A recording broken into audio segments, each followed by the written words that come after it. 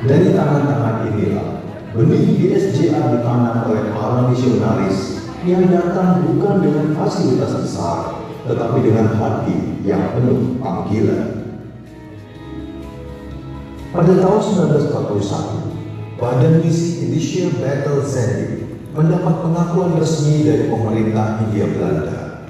Tahun inilah yang kita kenal sebagai tahun lahirnya GSJA secara de jure, meski karya Tuhan telah dimulai sejak 1936. Di periode awal, para misionaris meneruskan pelayanan pasca Perang Dunia, mendirikan sekolah-sekolah Alkitab di Jakarta, Maluku, Minahasa, Medan, hingga Malang. Mereka membina generasi pertama pemimpin Indonesia yang kelak memegang tongkat estafet pelayanan GSJA.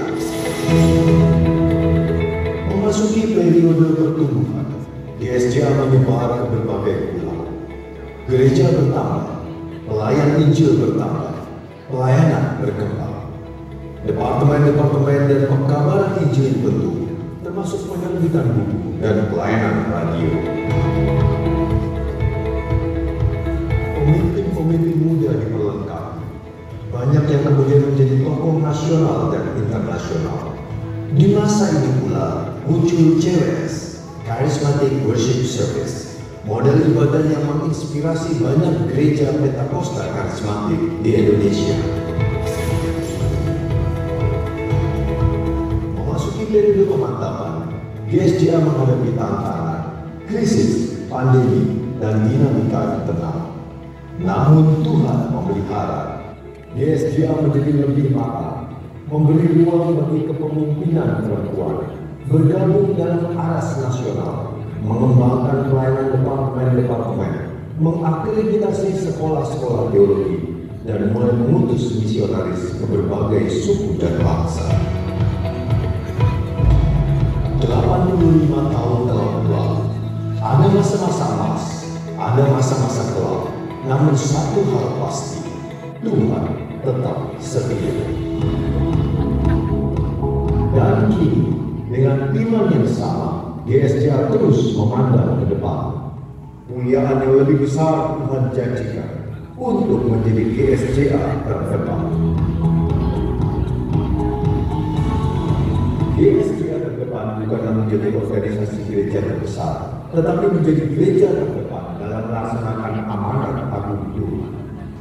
GSJA terdepan bukanlah terbanyak dalam jumlah jemaat, tetapi menjadi gereja terdepan untuk menjadi trendsetter dalam pelayanan antar generasi melalui penjangkauan, pemulihan, dan pengutusan.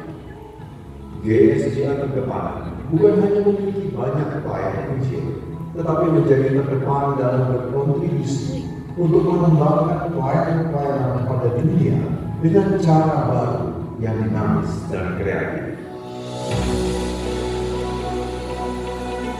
Dalam setiap musim ada pemimpinnya. Untuk setiap pemimpin ada musimnya. GSJA terdepan adalah gereja yang semakin kuat di masa depan. GSJA jauh dari kepunahan karena membangun next gen. Mereka adalah pemimpin di usia mereka masa kini yang akan terus menjadi pemimpin sepanjang hidup mereka.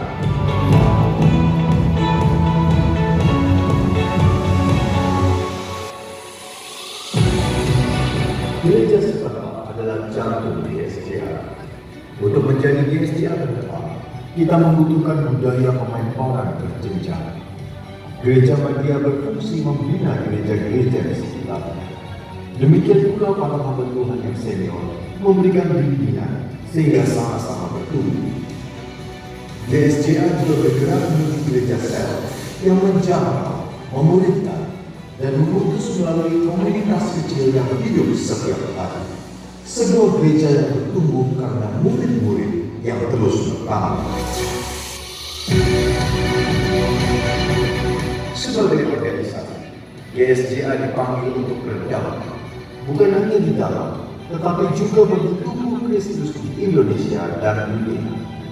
GSJA terlibat dalam aras nasional dan Global Assemblies of God Fellowship, menjadi bagian dari perubahan, inovasi, dan arah gereja Pentakosta modern. melalui sekolah-sekolah agama, departemen nasional, dan kemitraan internasional. GSJA diperlengkapi untuk menjadi gereja yang kuat, sehat, dan berpengaruh. Untuk melangkah ke depan, GSJA memerlukan fondasi keuangan yang kokoh. Aset-aset dikelola dengan prinsip kerajaan Allah yang bertumbuh, berkembang, dan menghasilkan uang. GSJA diarahkan membangun kingdom business yang menopang misi, pemutusan, dan kesejahteraan rakyat Injil. Keuangan yang sehat memungkinkan gereja mengerjakan panggilan yang besar tanpa batas, tanpa batas.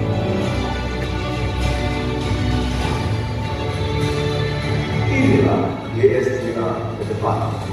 GSJA yang memulihkan, GSJA yang menguji, GSJA yang menjadi terang bagi bangsa-bangsa.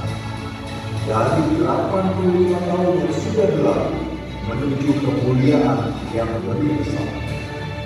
Inilah perjalanan kita menuju GSJA ke depan 2043. Salam Viji, GSJA Greater Glory.